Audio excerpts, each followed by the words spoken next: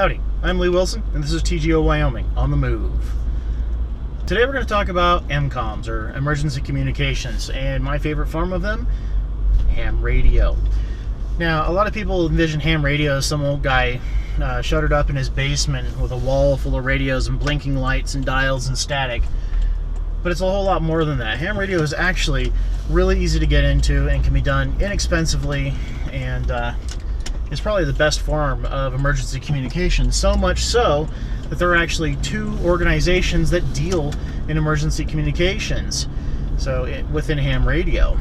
So why do I like ham radio? Well, cell phones go down. Let's just face it, if anybody who's been through a major natural disaster understands that cell phones will stop working. The cell networks can get so overloaded, and during Hurricane Katrina and Hurricane Rita, back when I lived in Houston, went through those, man, there were days that you just could not make a phone call. So if you need to get in hold of somebody, or if there's an emergency, how do you do it? Well, a ham radio pretty much always works, as long as you have a way to power it, and that can be battery, solar, a generator, anything like that. You can have emergency communications. So I highly recommend getting into ham radio. There are 3 levels of classes that you can take. The initial one is technician class, and that allows you to use the 2 meter and the 440 or the 70 centimeter bands, and those 2 bands are great for getting into. That allows you to use little handhelds like the HTs. They're called hand transmitters, and they look like walkie-talkies, but they are infinitely more powerful than the standard walkie-talkies that you're going to buy over at Cabela's or Sportsman's or Walmart. You know, little Motorola talkabouts on the FRS frequencies, family radio service. Those only run at about 0.5 watts, whereas a handheld with a ham license, you can run that. Most of them run at 1 watt or 5 watts. So look into it. It's very easy to get started.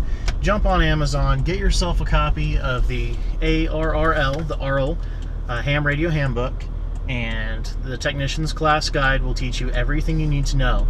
And it's important and interesting stuff too. I mean, it's radio wave propagation, it's basic electronics, safety. Technician's class is basically teaching you enough that you're not going to hurt yourself or somebody else or cause harmful interference. And from there you can upgrade to general class. And general class gives you more privileges, allows you to use a wider range of frequency bands, and from there you can go to Amateur Extra, which opens up the entire world of ham radio, and it is really impressive what you can do as an Amateur Extra. Now, most of us probably won't need that. I really don't have any intentions of upgrading to Amateur Extra, because I can do pretty much everything I want to do on my general license, but it's pretty cool stuff.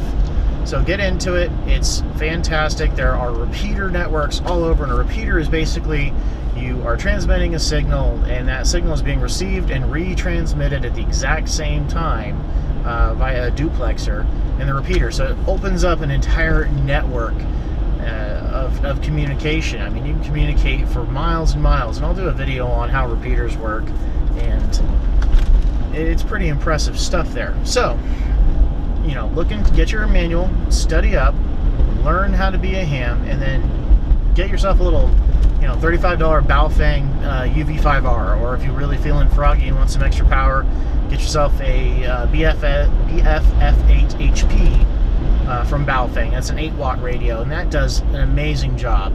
I'm currently using in my mobile rig a Yaesu FT2900 that can go up to 75 watts, and that gives me an unbelievable amount of power to transmit over extremely long distances. And that's just on the 2 meter. It's a straight up 2 meter radio there.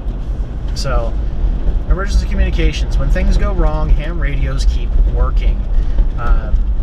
Look at joining up with races. That's one of the emergency communications systems. And they'll actually run tests and practice using radios during times of crisis, because there are natural disasters. There are times of civic unrest where the cell phone networks are going to go down. It's not a matter of if, it's just a matter of when.